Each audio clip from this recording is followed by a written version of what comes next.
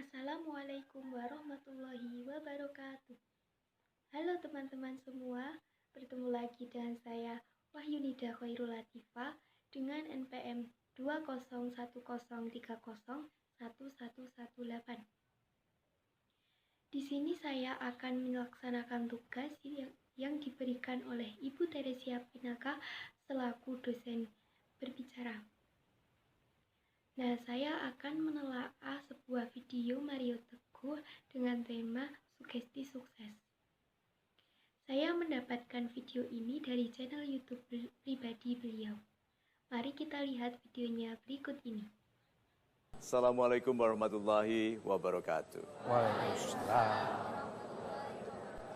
Salam sejahtera bagi kita semua dan Om Swastiastu. Sugesti sukses. Sugesti dari kata suggest, dianjurkan.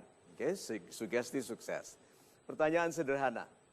Siapa yang akan lebih mudah mencapai kehidupan yang baik?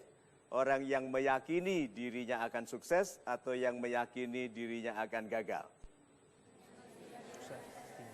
Good. Nah, yang meyakini dirinya akan sukses, apakah pasti sukses? Belum tentu. Belum tentu. Nah, yang meyakini dirinya gagal? Sudah gagal dari awal. Oke, so sahabat-sahabat saya yang baik hatinya, banyak orang hidupnya itu digunakan untuk sibuk membuktikan dia tidak bisa. Ya, gua nggak bisa, gitu kan? Banyak toh? Gitu, itu nggak bisa, gitu. Itu nggak bisa. Bisanya apa? Pulang. Nah, yuk kita jadi orang yang membuktikan bahwa diri kita bisa. Bagaimana mungkin kita bisa mencapai kelas-kelas kehidupan yang tadinya tidak bisa kita capai kalau kita maunya hanya melakukan yang bisa kita lakukan. Ya, bukankah kita dari kecil diberkati oleh Tuhan dengan kemungkinan jatuh? Bahwa jatuhku ini untuk sesuatu yang baik, bukan untuk sesuatu yang merugikanku. So, sahabat-sahabat saya yang baik hati, ya mudah-mudahan pembahasan kita malam ini membuat besok hari Senin kita hadapi dunia, kehidupan ini dengan harapan yang lebih baik. Itu.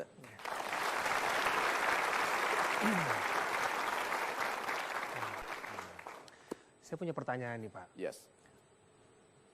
Kenapa lebih sering pada saat kita meyakini suatu hal, kita salah Pak? Tapi pada saat kita santai, pada saat kita tidak terlalu berekspektasi terlalu besar, kita malah benar Pak. Betul. Kenapa bisa seperti itu Pak? Pernah mengalami nggak? Waktu yakin gagal, waktu santai berhasil. Iya. Aha, nih ya, kita lihat meme-nya. Aha, gitu ya. Yakin bisa, lalu gagal. Lebih baik daripada yakin tidak bisa, lalu terbukti betul.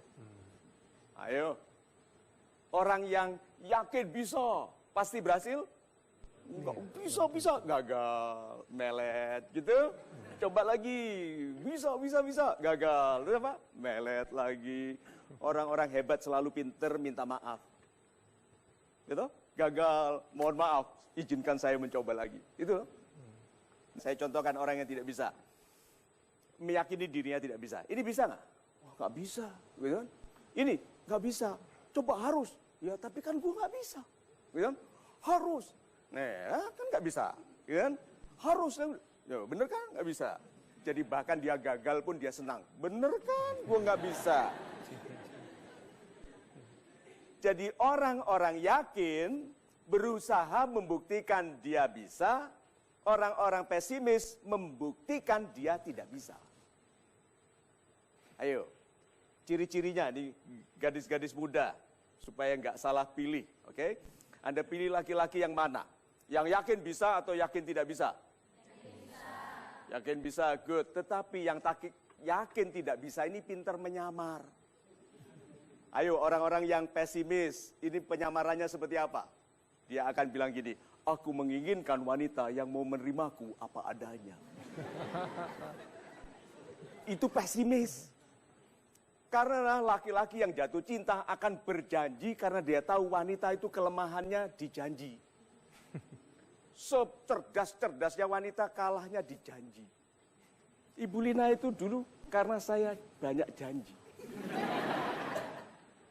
Janjikan apapun asal dia menikah dulu. Setelah menikah lalu tanya kapan, kita bilang nanti. Gitu. Jadi yang penting optimis dulu. Kalau gagal nanti, orang pesimis sudah mikirkan gagal sekarang. Gitu. Sekarang kita punya polling, ya. Silakan.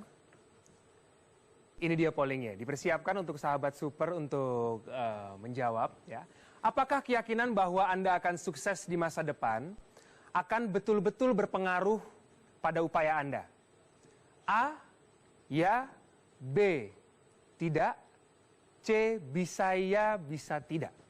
Kita kasih waktu 5 detik untuk menjawab. Jawab A atau jawaban ya, boleh angkat tangannya. Mas, bergabung dengan saya, tepuk tangannya silakan. Oke. Ya. Selanjutnya yang menjawab B atau jawaban tidak. Bapak yang sebelah sana, boleh bergabung dengan kita di depan. Dan yang terakhir adalah jawaban C, bisa ya, bisa tidak. Oke, Mbak, boleh bergabung.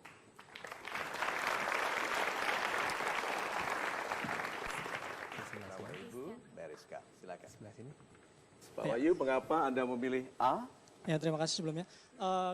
Karena dalam meyakini bahwa kita akan sukses harus berpengaruh, sangat berpengaruh pada upaya kita.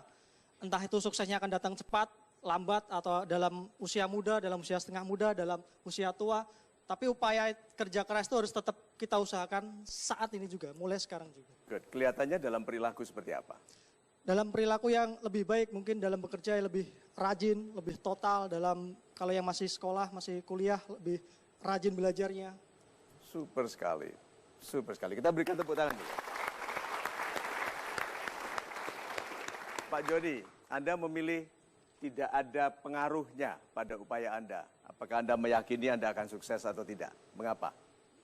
Karena selama ini saya terus berusaha sampai 3 hari 3 malam tidak tidur, kerja terus, makan aja jarang, Nggak punya uang. sampai upaya titik terang itu pun sampai sekarang tidak ada. Anda yakin Anda akan sukses? Tidak. Nah, tunggu sebentar. Kita silakan Ibu Mariska. Kalau saya menjawab C, karena dalam artian begini Pak, jika memang keyakinan itu kadang anak muda, kadang on off gitu Pak. Oh, anak muda itu on off. Seperti itu. Jadi kita sudah berusaha sekuat tenaga, namun kita juga serahkan kepada yang kuasa. Bagaimana untuk hasilnya Pak? Seperti itu kalau menurut saya. Oke, nanti dulu ya. Anak muda itu on off, on off, on off, on off, on off. Lalu hasilnya diserahkan kepada siapa? Yang Maha Kuasa. Kepada Allah. Maha Kuasa. Jadi kalau sedang off, off, off terus gagal, yang salah siapa? Yang Maha Kuasa.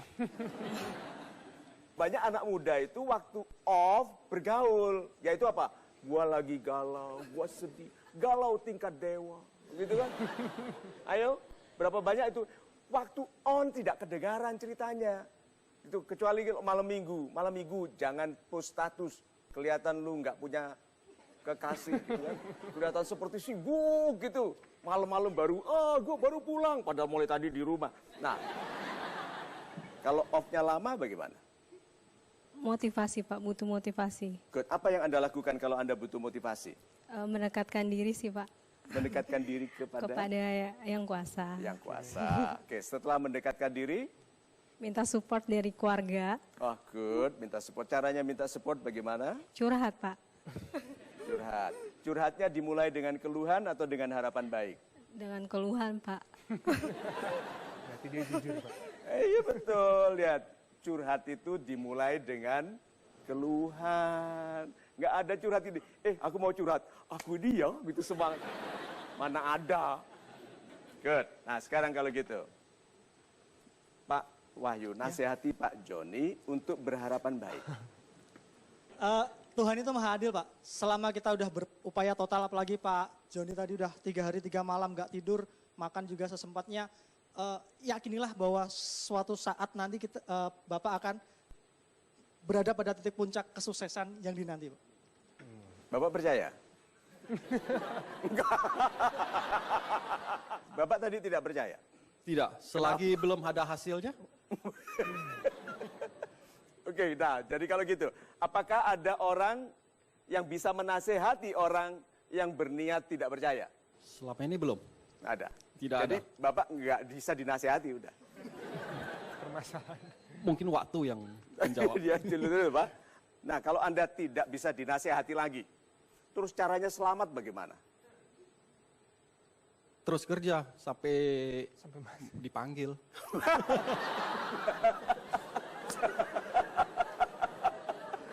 Tapi lihat ya, kita berikan tepuk tangan dulu. Nah, setelah melihat video tadi, saya akan menelaah ciri-ciri atau karakteristik pembicara ideal. Yang pertama, pembicara memilih topik yang tepat.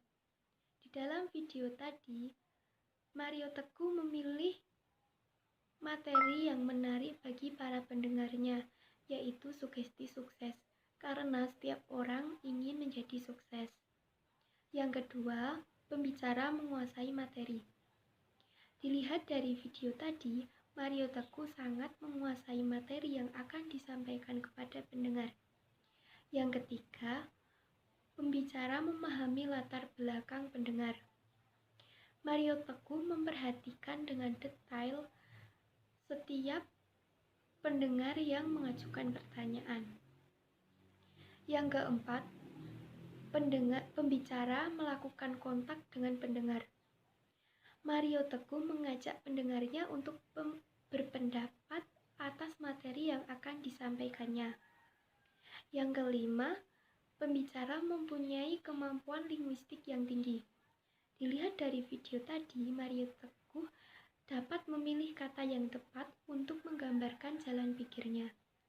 Yang keenam, menguasai pendengar. Di sela-sela menjelaskan materinya, Mario Teguh memberikan humor atau candaan agar pendengar tidak merasa bosan. Demikian dari saya, apabila ada kesalahan saya mohon maaf. Wassalamualaikum warahmatullahi wabarakatuh.